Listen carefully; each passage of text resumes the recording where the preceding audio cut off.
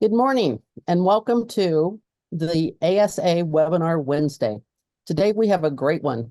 It's the simple understanding of effective labor rate, gross profits, and labor rate to manage your shop's performance. We are very excited to have with us today Jimmy Alauria. Jimmy is the founder and CEO of Victory Teambuilding Group and a shop owner unto himself.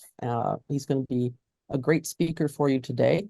I'm Julie Massaro, and I am the Executive Director of ASA, and thrilled that you are all here today. This has been one of our largest signups for webinars, and I think it's going to be a great one today.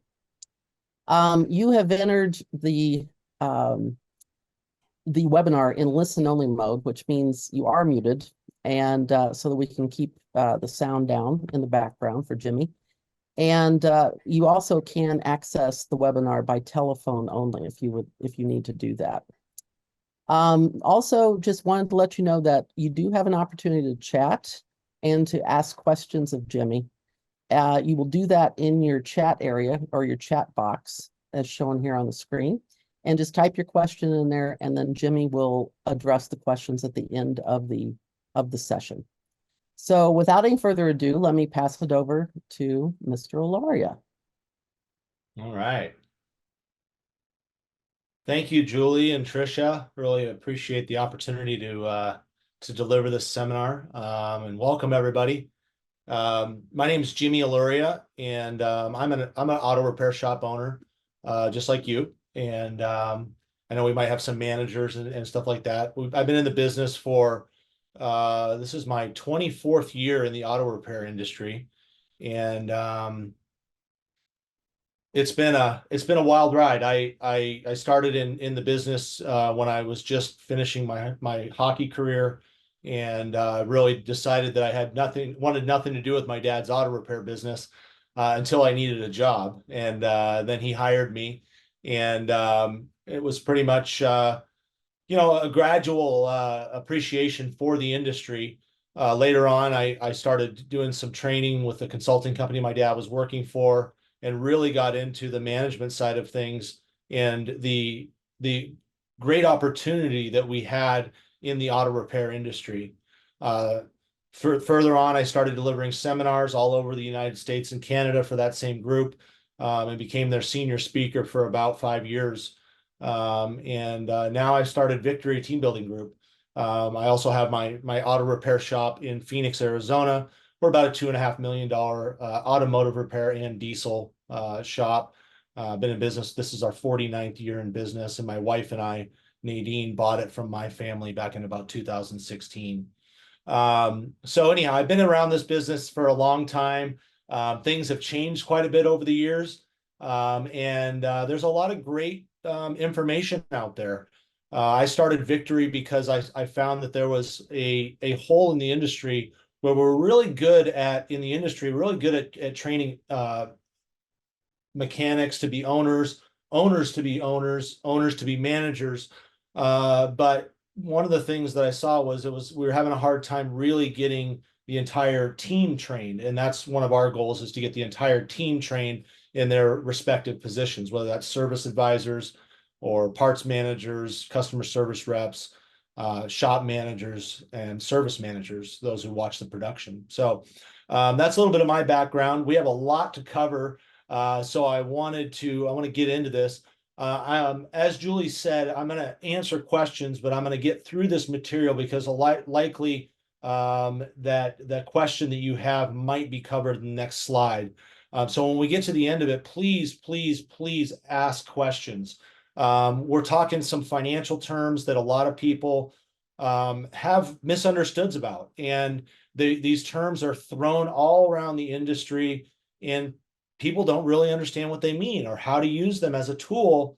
And that's really my goal here, is to help shop owners, managers, service advisors, when they're looking at their dashboard in their shop management system, that they can look at these numbers and actually know what they are. Okay. And again, some of you might know these very well. Some of you may look at these numbers and go, I don't know what that means, but whatever, it's there. It must be important if Techmetric and Shopware and Mitchell all put them in there. They are important, but you have to understand when we talk about key performance indicators like KPIs, I call them statistics. Statistics are just gauges. That's all they are. They tell you where you're at. It's like driving a car, how fast you're going, what the RPMs are, where the fuel level's at, what the temperature's at. If you're flying a plane, what your elevation's at, if your trajectory is going up or going down. That's what these statistics are for. And there is no perfect shop. There is no perfect shop. Every shop is going to have its little intricacies, and we have benchmarks. Okay. So when we're talking about the industry, the standards are not the law, because I have clients that some of these numbers are low, yet their net profit is really high. And I have seen shops where the metrics of the industry, like, your gross profit per hour can be really high. Yet you look at the shop's volume of work that's going through, and they're not even breaking even. Okay. So you really have to use these statistics, these numbers, to measure where your shop's at compared to your shop. Okay. There are industry benchmarks, which I'll share with you some of them that we use. But again, they're not the law. Every business is a little bit different depending on what you're working on. I do a lot of light duty diesel work in my shop. So gross profit numbers in that are not going to be the same as general repair or somebody who's working on high-end luxury cars. So just keep that in mind when I'm showing you these numbers. These are not the law. These are benchmarks that we try and shoot for in order to raise profitability. They're also benchmarks that allow us to be competitive in the industry. It's like we'd all love to have a $300 an hour labor rate, and there are guys going that direction, but the market won't bear that. The customer is not going to pay that. So we have some standards there with regards to what is competitive and what will the customer withstand. The other thing is that, what matters most is the net profit. That's all that matters. Again, you look at an organization like Walmart, almost the cheapest on everything, yet one of the most profitable companies in the world. Why? Because they have high volume, so many stores, so many products. They don't have to make a ton on each product. They make a little bit on a lot. Our shops, we're probably more of we want to be a good balance. We got to make good profit, and we want that volume. Okay. But at the end of the day, all that matters is the net profit. Okay. So I want to start by defining profit. And now I'm going to get really elementary here, only because there's certain profit terms that, again, are thrown around the industry and people don't really understand what they mean. I hear it all the time. You see it on the forums, what they're talking about. So I want to clear these up so that you have a better understanding of, when you're talking profit, what you're talking profit about. Okay. Profit is defined as the excess of the selling price of goods over their costs. And that just comes from Merriam-Webster, the dictionary. Okay. So it's what the selling price was minus the costs is our profit. So we've got a sale minus the cost equals profit. We have a $3,000 sale on a job. It cost us $1,000 in parts and labor. We made $2,000. That would be 60%, 66% gross profit margin, roughly, right? So that is a real simple term, okay? But then we get into profit margin. Now, I hear people throw around this word profit margin, and they and not by any fault, but they really don't understand when you're talking profit margin what that means. Profit margin means a percentage. Okay, so when you look on your dashboard and you see profit margin, know that profit margin means percentage. Okay, profit dollars is a number. That's an actual dollar amount. But profit margin is referred to as a percentage. Okay, so profit margin is the percentage of sale that a business retains after all expenses have been deducted. Okay, so in this example, I'm talking about gross profit margin. I'm going to give you an example here on your profit and loss statement. Okay, so you have your sales price minus the cost. Okay, remember we had before, profit is sales price minus cost. That's profit. To figure out that percentage, that profit margin, we take the sales price minus the cost, which is our profit. Okay, so we have a $500 part and labor sale minus a $200 part and labor cost. That gives us a $300 profit. You guys all get that, right? Okay, well, how do we get margin?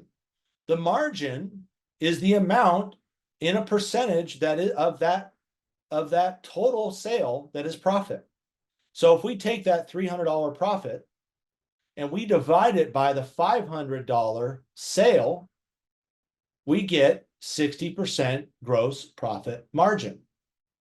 And what gross profit margin is telling you is that the percentage of the sale that is gross profit, not net profit, not what you're taking home, not what you're putting in the bank.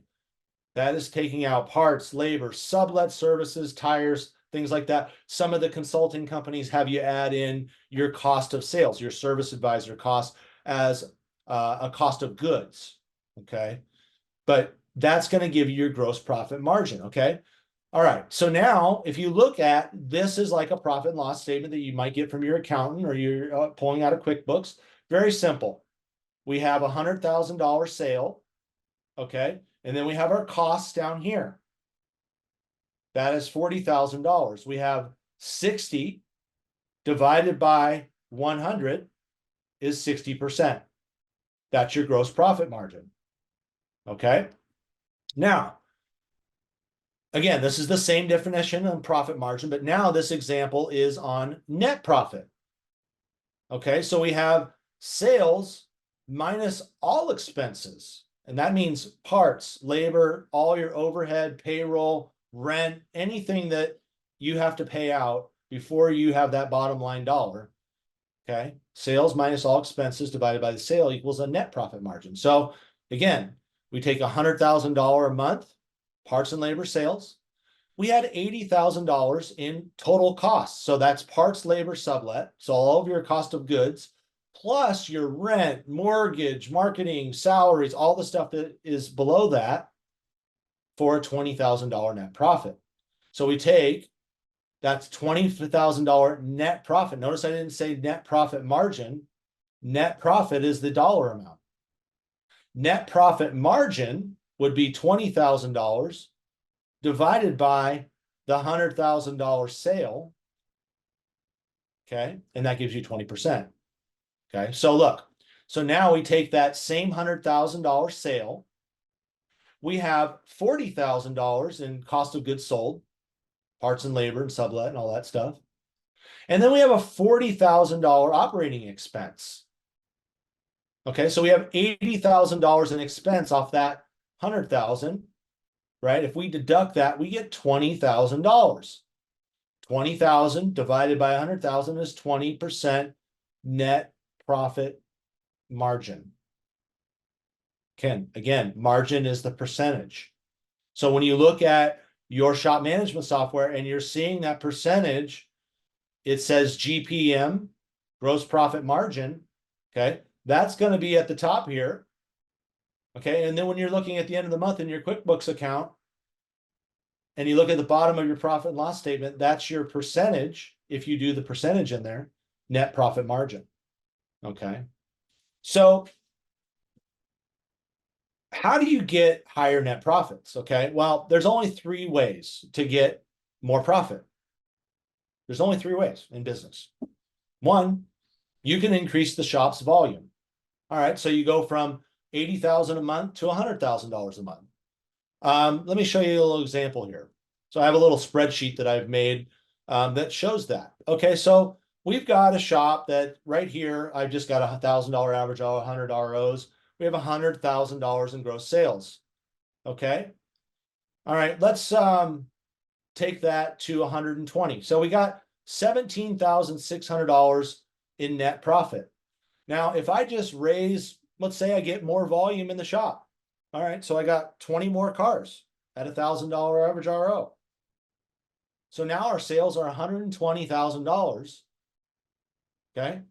Now we went up to $29,000 in gross profit or in net profit. Okay. All we did was increase the volume. We didn't change the gross profit margin. We didn't change our overhead. Our overhead was 40 grand. When you get in this spreadsheet, when you get a little higher, it adds a bonus in there.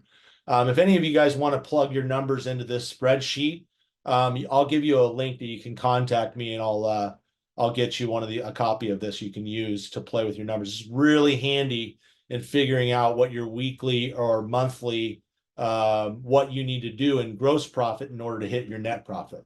Okay. So in this example, all we did was we added a little volume. Okay. And we got more net profit. Decreasing expenses. Maybe you're really heavy as far as regarding employees. Some employees aren't really producing much. You've got a couple of shop helpers that aren't really producing much, and your shop's not making a lot of money. Well, we might look at replacing those with actual technicians, or the gopher, or you have a race car that's run through the shop. I'm just kidding, guys. But anyhow, you know what I mean. We can always look at reducing expenses, and I don't like to harp on trying to expense yourself into a profit. Like you can go through every year. I go through and I see what subscriptions and things like that we have that we don't need anymore, and we try and lessen those as much as possible.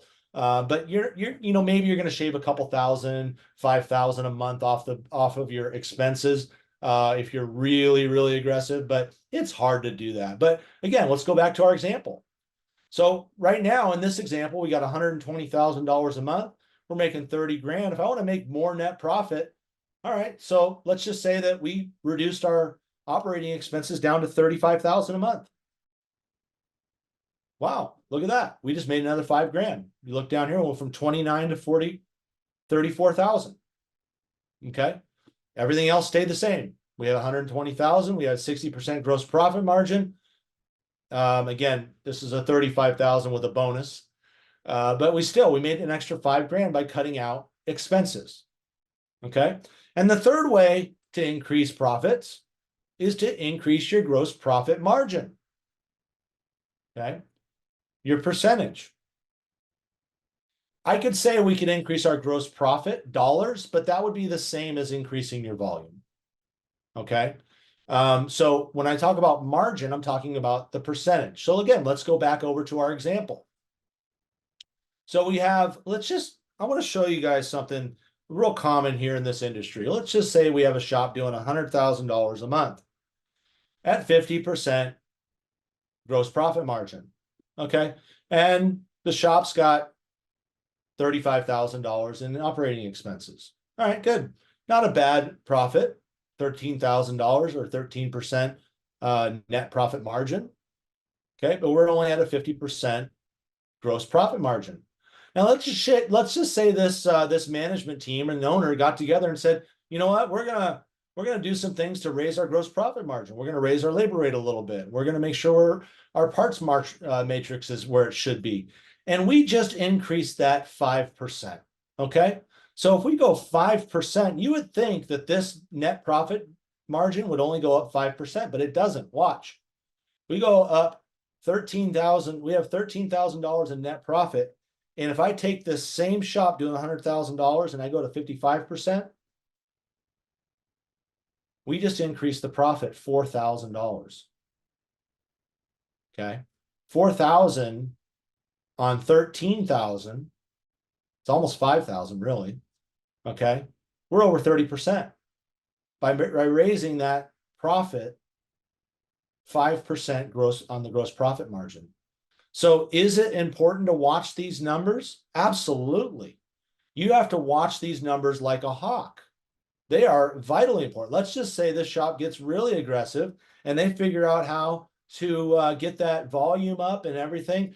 The expenses go up a little bit. They increase their marketing campaign, but now they got to 60% gross profit margin. Okay. Well, now we're breaking even. Okay. We're at 18% net profit. We're at 17,600, but we raised our expenses $5,000. Okay. So this is a really good tool to play with the numbers and actually see where you're going to be at. All right. How do you increase GPM, gross profit margin? Number one, increase your labor profit. Okay. We want to make sure that we charge the customers for everything that you're doing. Okay. And I know that's real easy to say, but really, if you have a problem with labor profit, whether that percentage is down below where it should be, or the number is down below where your shop can actually make it, or it's just not making enough profit, do an evaluation and really look at what the service advisors are charging the customers for. Are we charging for diagnostic time? Are we charging for really, using the guides, the labor guides, but also taking account for if you're in a snow country and you're working on rusted stuff, making sure that it's legitimately the right amount of time. What says 2 hours in the book might actually be 2.5, 3, maybe 4 hours, depending on what you're working on. Okay, because of rust and all those types of things. In Arizona, we don't have rust, but we have heat. I'm telling you, if you're working on anything plastic, you better add a little bit of time, because you better tell your technicians, take your time, don't break the dash, right? Because we can't replace this dash that's 20 years old, okay? And don't give away your diagnostic time. A lot easier said than done, okay? But that diagnostic time needs to be charged for. And also, I'll go into, when we get into effective labor rate, sometimes we really, depending on what it is, we need to add a little bit more dollars to that diagnostic time than the regular labor rate. Why? Well, because I've had it at 3 other shops and nobody could fix it. And now you're supposed to be the magician without getting paid to actually fix this car. Okay. Know what your time's worth. Okay. And in your area, what the market will bear, but also making sure that the service advisors are skilled in communicating to the customer that they can build value on why it costs what it does. Okay. And then set your labor rate based on your labor costs. I see this all the time where in these forums online and when when I'm doing shop evaluations, is that, well, we can't go that high. Nobody in the area is that high. Or I'm just trying to be the cheapest in the area. Don't worry about that. What a better indicator of what your actual labor rate will be based on what technicians are making in your area, rather than what everybody else is charging. You go on what everybody else is charging, you could have the guy down the street that's $10 more an hour than you and losing money. You just don't know. Okay. So, or they're $20 an hour more. They got cars, all over the lot, pouring out the fence, yet they're not making any money. Don't set your labor rate based on what everybody else is. You do it based on your labor costs. I'll show you that in a second. Okay, so increase your parts profit. Again, charge customers for all the parts and fluids used on the vehicle. Now, a lot of people don't charge on a line basis, nuts, bolts, screws, clips. But I can tell you right now, when we go over parts profit, if you're not charging on a line item for hose clamps and things like that, you're losing out on a huge profit margin. I mean, percentage. Because you take something that costs you 25 cents, you're not going to mark that up to 50 cents. You're likely going to mark that up to $1.50, $2. That's a huge amount. That's like a 5, 6, 7 times, 8 times markup. Okay.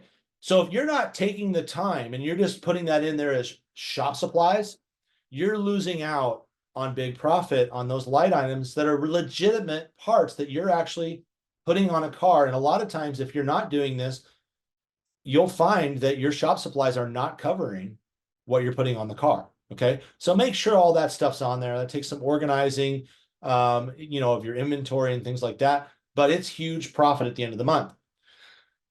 Next thing is set your markup based on costs, not suggested retail.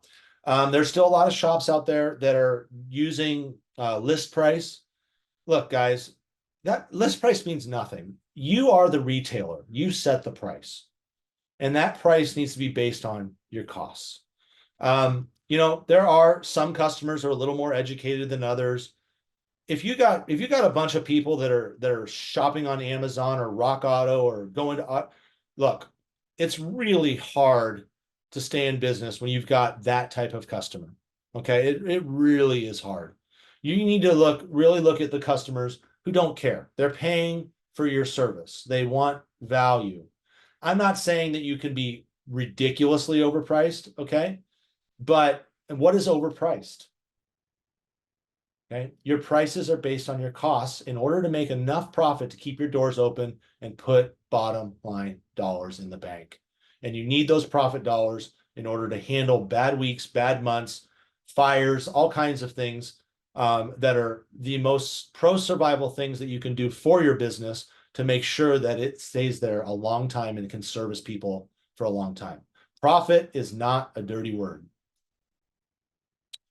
Now, what are some profit standards in the automotive repair industry? Okay. And this number will fluctuate depending on who you're talking to. But I'm going to also tell you something that's really important. It depends on how you're calculating it. I was just at a client shop a couple weeks ago, and there was no labor being calculated in their profit margin. There was no labor. So the cost of labor was not added into the gross profit margin. Okay. Then one time I was doing an inspection, I started digging in their Mitchell account, and I see that their cost of labor per billed hour is way below what it was actually costing them. It wasn't even set at the technician's labor flat rate hour. So it wasn't calculating it properly. So you'll see people say, well, I'm at 66% gross profit margin. But then when you actually dig into the numbers and you find out they're not actually calculating this number properly. Okay. So I want to just warn you that, sometimes these numbers aren't real. And just by doing my own inspections and evaluations of my own shop and others, that this number will fluctuate quite a bit depending on what that number is that's in your software. Okay, so make sure that that's accurate. And I'm going to show you in a second the way that I recommend, and there's even more detail that I can do with you if you're interested. But parts profit is somewhere between 50 and 60%. Again, that might be less if you're a big truck. It might be more if you're a specialty type shop, okay, depending on what you're doing. But industry standard is somewhere between 50 and 60%. Total gross profit margin, we shoot for 55 to 65%. Again, it depends on what you're doing. In my industry, with the light duty diesels, it's hard to get up to that 65% gross profit margin with the bigger parts that we're putting on. We're closer to the big truck stuff. I don't like to go below 58% on those jobs, but it happens, okay? But usually 55 to 65% is going to put us in a competitive area. It's going to make the shop profitable. I really think that most shops should be shooting above 60% with the overhead costs that we have today, with the insurance costs, everything, the cost of administration, all that stuff. It's really hard. You got to have a tremendous amount of volume in order to make up that 5% between 55 and 60%. But again, every shop is different. Okay. And I'm not saying that, again, none of this is the law. How do you figure out labor profit and your labor rate? All right. Well, in order to be at 67, like I was saying before, somewhere between 65 and 75% gross profit margin, the percentage on your labor. Okay. So in order to be at 67%, the quick way to do this is just take your top technician's pay, whether that's flat rate hour or on the clock hour, take whatever they're making and multiply it by 1.25. Okay. It's going to take that number and you're going to add 25%. If you multiply that number times 1.25, it's going to give you the number. Now, back in the day, you say, well, that includes that's going to, the 25% is going to cover your workman's comp and payroll tax. That's baloney. That doesn't cost that much. Okay. That's maybe 10%. The other amount is to cover the inefficiencies in the shop. And we'll see that when we get into effective labor rate. Okay. So add 25% on it. And some of it, this number might scare you a little bit. Don't worry about it. This is going to help you actually calculate your labor rate properly. And it's also, if you use that number to put it in your shop management software, it's going to allow your service advisors to price those jobs properly. I know many of you have looked at your profit and loss statement, and you're going to Mitchell, you're going to TechMetric, and you look and you go, wow, we're at 62% gross profit margin. And then your accountant or your bookkeeper gives you the financials at the end of the month, and you look at it and it's at 55%. Well, why is that? It's because they're not calculating the same numbers. You can get a much more accurate number if you do about a 4-month average, okay? Because again, you're going to have payrolls and things like that. Some months you have 4 payrolls, some months you have 5 payrolls. That's going to throw your numbers off for your technician costs, okay? But for the most part, if you use this number in your shop management software, and then you do a 4-month average when you're figuring out your percentages in QuickBooks, you're going to see that they're going to match up really close. Okay. So if we take the top technician's pay and we multiply it by 1.25, let's just say somebody's making $40 an hour. And I don't care if it's flat rate, clock hour, whatever it is. Okay. $40 an hour times 1.25. That's $50 an hour. That's the cost of labor. And I don't care if you've got guys on you've got, helpers that are $15 an hour or $18 an hour, or you got flat rate guys at 25. Use the top guy in your shop, because I will tell you, if you actually do an analysis, if you take what that shop helper at making $15 an hour is making and actually figure out what they're costing you per billed hour, I promise you it'll probably be at or above what your top guy is costing you. It's amazing.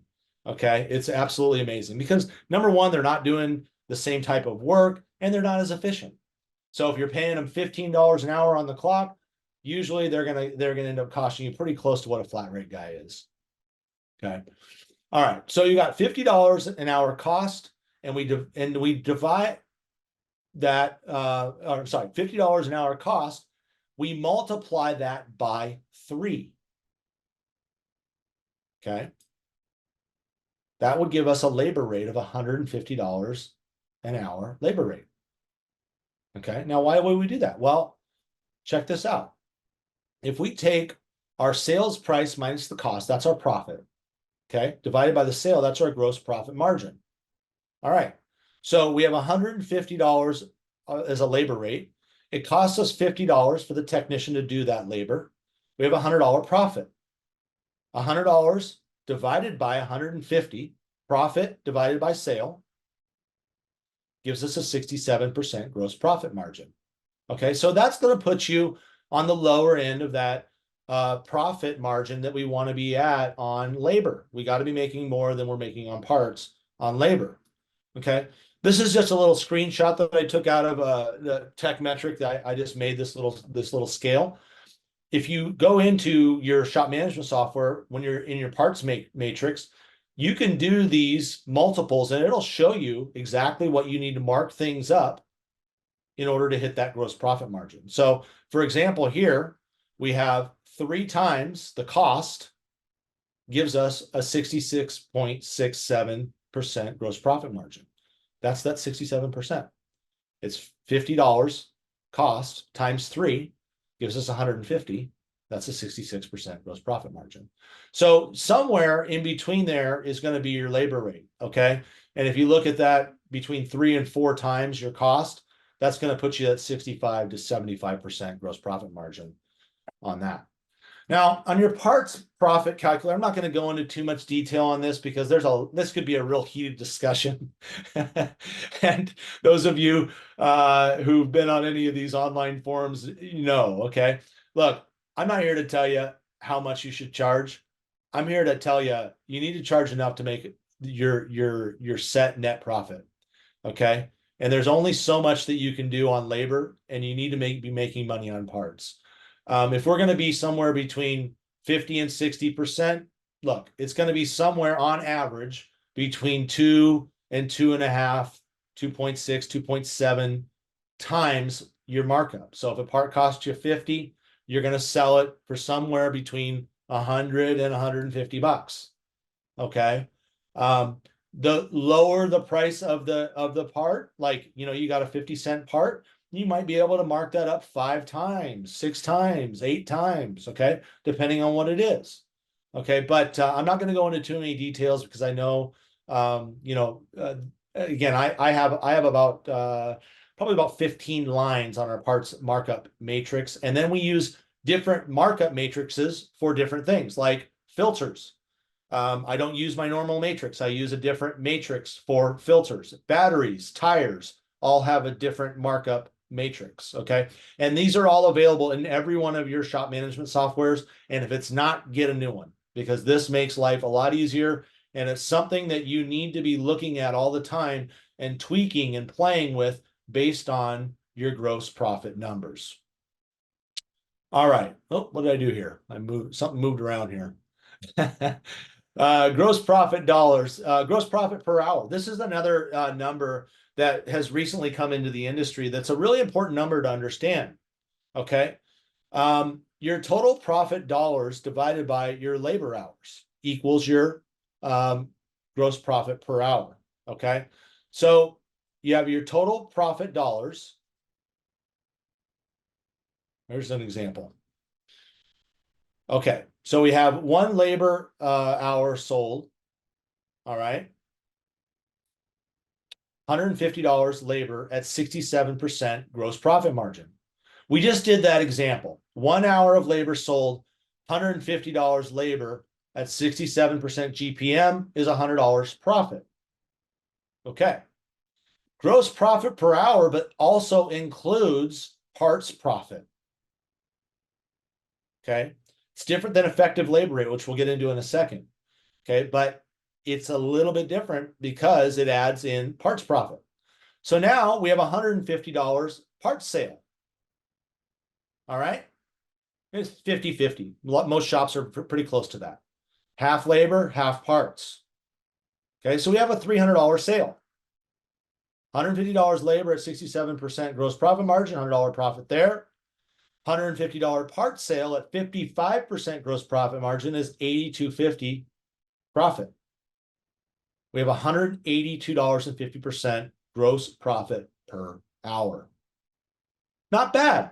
That's actually okay for $150 an hour labor rate. $182.50 is probably not likely to be that high on a weekly or monthly average. That would be pretty high, as you will see why when we get into effective labor rate. But this is an important number to watch, and here is why. So this is another example. So you have 1 hour of labor sold to install tires. $150 per hour labor at 67%. Now, tires could be anything. I'm just giving this example because it doesn't have a high profit margin. Okay. So we charge them an hour to mount balance the tires. At 67% GPM, it's $100 profit. The tires were $800 in sales. We made a 30% gross profit margin, which equals $240 in profit. Okay. The percentage is 30%. The profit dollars is $240. So we have $340 in gross profit per that 1 hour. But it's only at 30% gross profit, 36% gross profit margin. Okay. So if you take this $340 divided by the 950 sale, that's 30% gross profit margin, 36% gross profit margin. And I will hear shops say we don't do things like this because it kills our gross profit margin.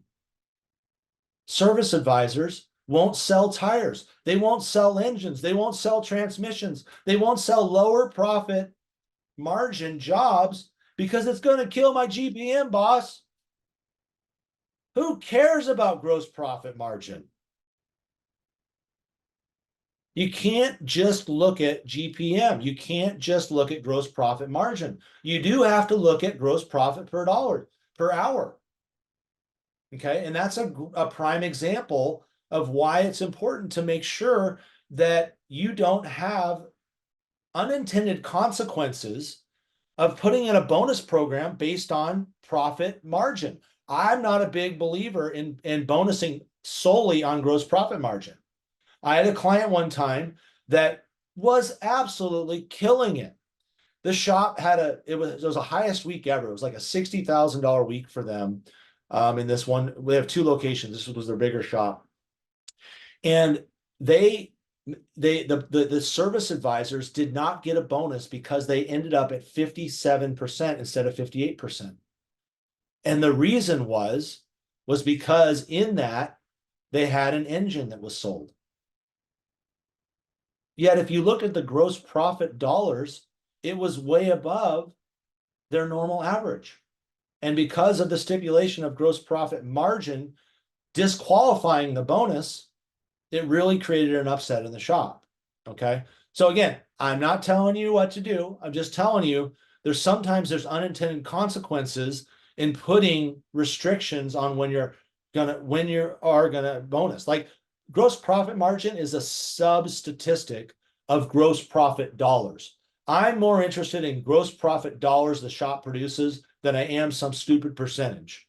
That is just one of the gauges to see if we're overpricing, underpricing, things like that. Okay. It is not the most important number.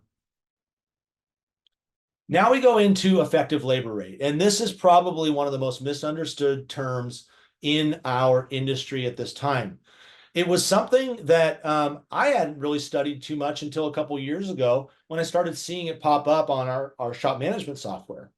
And if you actually look at effective labor rate, it's actually used in multiple industries. It's not just auto repair. They use it in the HVAC industry for, heating and air conditioning type of companies, plumbing. Then the dealership started using it. Okay. So the definition of effective labor rate is simply this: how much the shop is collecting per billed labor hour paid to the technicians. Okay. So it's how much the shop is collecting per billed labor hour paid to the technicians. That's very important. Okay. So it's what you're actually doing in labor hours. So I'm going to show you an example because this can get quite confusing if you're just looking at the number. Okay. So labor dollars sold divided by labor hours sold, okay, or paid to the technician, is how it is calculated. So for an example, we have a shop labor rate of $150 an hour, like we used in our example. The effective labor rate is only $123.50 per hour. Well, how do we get to that? Well, here's exactly how that could happen. So we got our labor dollars and our labor hours. Okay, so labor dollars divided by labor hours is how we get the effective labor rate. So $150 an hour is our labor rate. We have $300 in labor. This is not parts, just labor. Okay. $300 in labor is sold. The technician was paid 2 hours. Labor hours sold was 2 hours. Okay. That would be an effective labor rate right there of $150, 100%. Okay. But that's not how the real world works, does it? We have multiple cars in the shop and they're not all the same. And you might have 50, 60, 100 cars going through your shop a week. And we're going to have a mixture of all kinds of things. So the next job was $150 we sold on labor. And the technician was paid an hour and a half. This is very common. We had a diagnosis sold for an hour. And then we do a general inspection. The technician's paid a half an hour for, but we didn't get paid for it. Hour and a half. Okay. So now we have something we didn't collect any money on. And we paid the technician 2 hours because it's a labor warranty. Maybe it was a mistake we made. Okay. Or another technician made that another tech has to fix. Whatever it was, we have those. It's part of business. Then the next job is we got a Sancio slap in the face of $50 an hour paid. It's better than nothing, I guess. Right. And the technician was paid an hour for that $50. It was a parts warranty. Then we got a good job. It was a head gasket and a diag. We got 10 hours on it. We charged the customer full pop, $150 an hour, charged them $1,500. Again, another 100% effective labor rate on that job. And then we had an oil change. It was $100 in labor, paid the tech a half an hour. Okay. So if you add all that up, we have $2,100 in labor, not parts, just labor. And we have 17 labor hours. Okay. Labor dollars divided by labor hours gives us 123.53 effective labor rate. And that is why you have to know this number and watch this number, because there's some things that will be affecting the effective labor rate. Number one, charge the labor. If you want to fix this, charge labor for everything you can. Again, this is going to go into your labor profitability as well, but make sure you're charging for everything you can.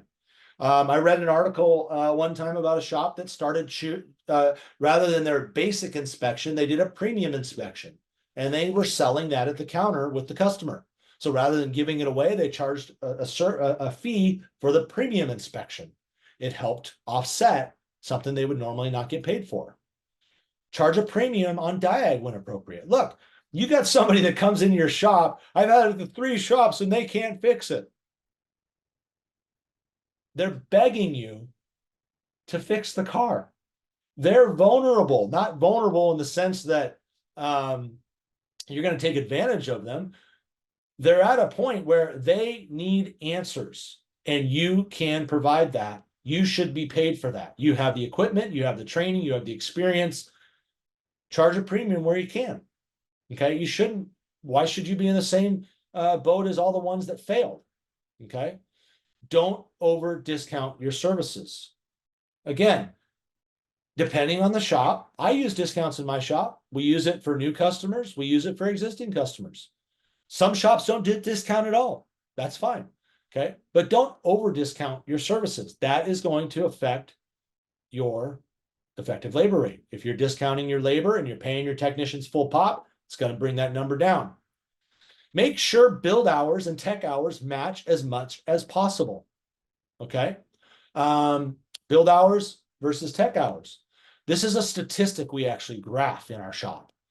And what that tells us is if we have technician being paid hours the shop isn't billing for, you're never going to have the shop billing more hours than you pay your technicians. I've never seen a shop that it'll happen from every once in a while, but very rarely. Okay. You're usually going to be between 5 and 10% over on tech paid hours versus what your build hours. So if you have a big shop and you're billing out 200 hours, you're likely going to be somewhere around 210, 220 paid out to the technicians for that build hours. So you want to make sure that gap isn't too big, because what's happening is the shop's giving away potential hours that should be sold to the customer instead of giving it away. Make sure service advisors are trained to sell testing time at the counter. And you know what? Make sure the technicians know that whatever testing time is sold, that they stop when they get to that time. And if more hours need to be sold, look, not every job can be diagnosed in 1 hour. We do light duty diesels. Our diag on diesel starts at 2 hours. Why? Because 90% of the time we found that that's how long it took us. They're bigger, there's different testing, their parts are more expensive, so we start charging too. And if we beat that time, then sometimes we'll add that back into the repair. But the point is that make sure the service advisors aren't giving this away at the counter. And then ensure the checks stop when the testing time is used up, and they inform the service advisor, hey, I need more time. Okay, and a lot of times that is necessary, especially with these more complicated vehicles. Guys, we're not doing normal service work anymore. Okay, and then watch the shop. Watch the shop build hours versus tech hours paid. Like I said before, just keep a good eye on that. Okay. The one thing about effective labor rate that makes it overrated is just ask yourself, looking at that example that I just gave you and all those different samples, does it show you if you're profitable? No, It does not. It shows you nothing if you're profitable. It doesn't show you the bottom line, doesn't show you gross profit, doesn't show you parts profit. It does not show you if you're profitable. Does it show you the quality, your quality problems? No, possibly. It could show if you have a bunch of comeback work. Yeah, you could have quality problems. You also could have sales quality problems. Okay. Does it show you the service advisor's ability or willingness to sell time? Absolutely. If this effective labor rate is dropping way below, like, you know, you'll hear different numbers, 80% of your posted labor rate, 90% of your posted labor rate. The ideal scene is obviously 100%, but we know that's not possible.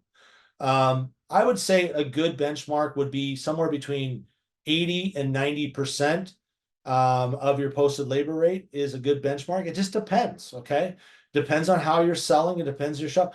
But again, you want to watch it and make sure that it's heading in the right direction. Does it show tech efficiency? Nope, doesn't.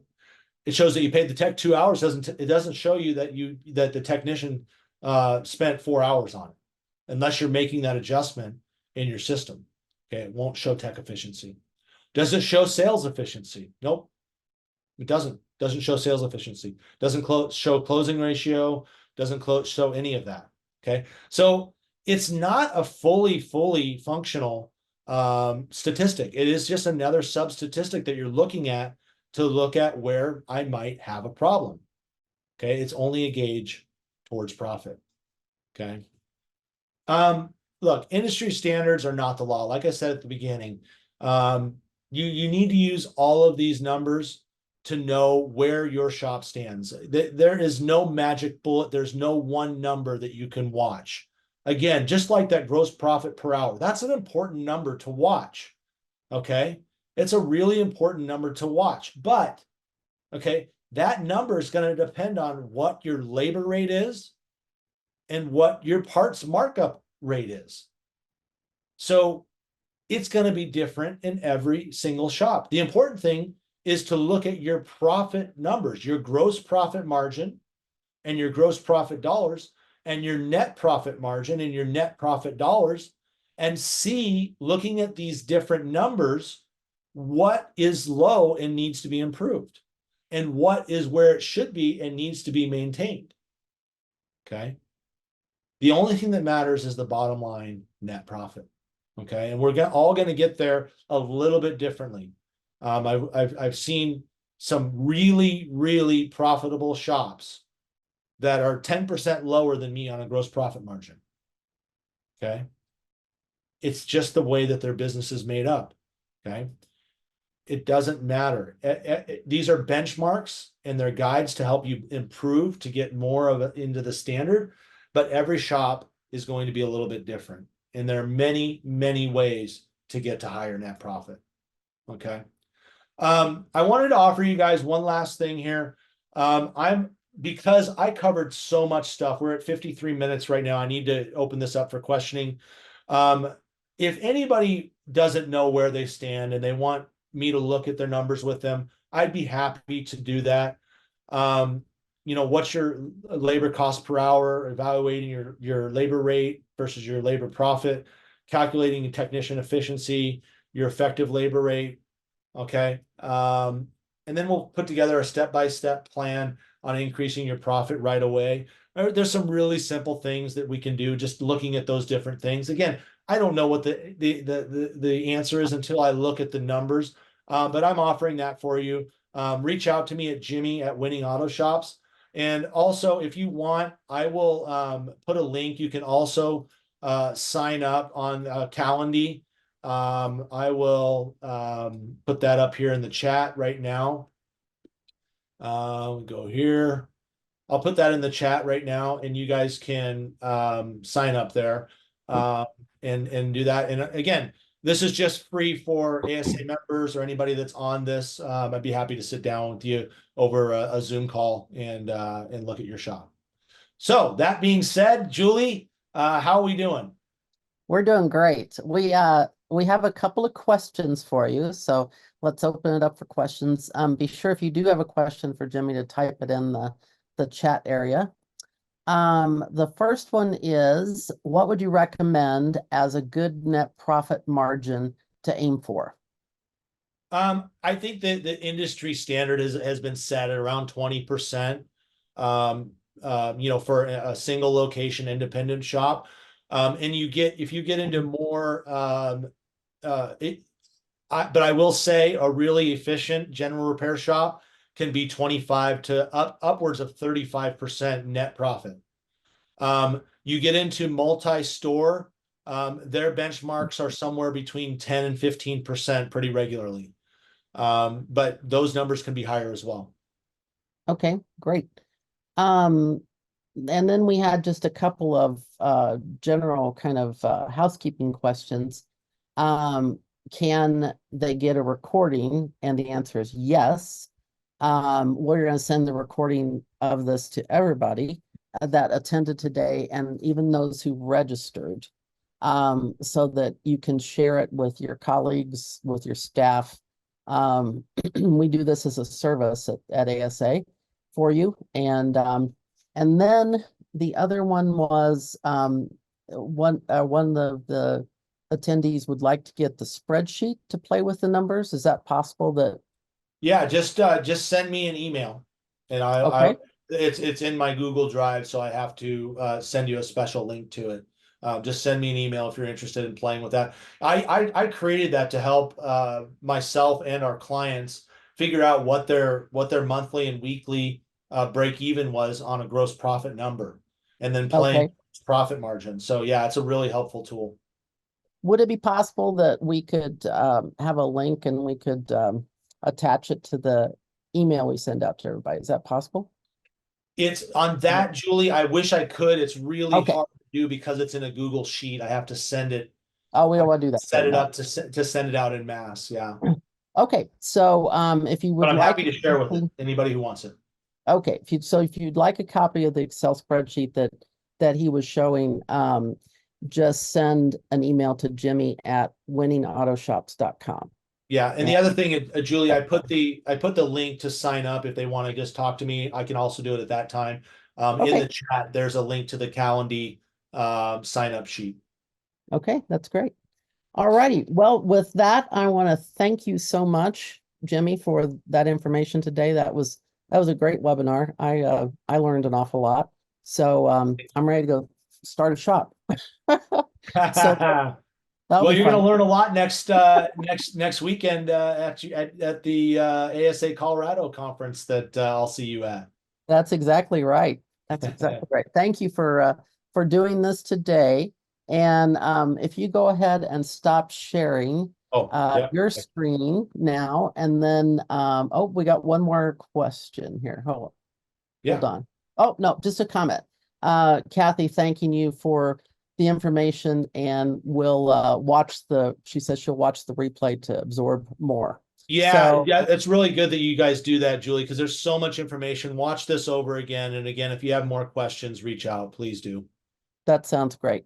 So with that, I will thank you. And we have a couple of things coming up. If we can share with the group, we have a couple of webinars coming up, and they will be next month in February. The ASA webinar Wednesday will be our friend Rick. Trisha, could I get the slides for this? There we go. Rick White, president and coach of 180 Biz, and he's going to talk about client retention. So you'll definitely want to sign up for that one. He's a great speaker, and he will share with you all kinds of information on how to retain your customers. And then so that's on February 14th. So we will definitely spend Valentine's Day with him. And then on the 21st, we are going to talk about steps to building a legacy business with Malin Newton. And again, Malin is a wonderful presenter. He does a lot of coaching around transitioning your business and setting up a very productive and a very profitable business. So we will look forward to that. And just a reminder again that the recording will be made available to members only on the website, and then but we will send it to you all on everybody who's been on the webinar today and everybody who registered for the webinar. So we had, like I said, quite a large sign up for this one. So definitely a topic that people are interested in. Okay. With that, I want to thank you again, Jimmy. And we will see you, I will see you next week in Colorado for the ASA Summit. And we'll hopefully see all of you on the next webinar in February. So thanks again. Thank you, Julie. Thanks, everyone.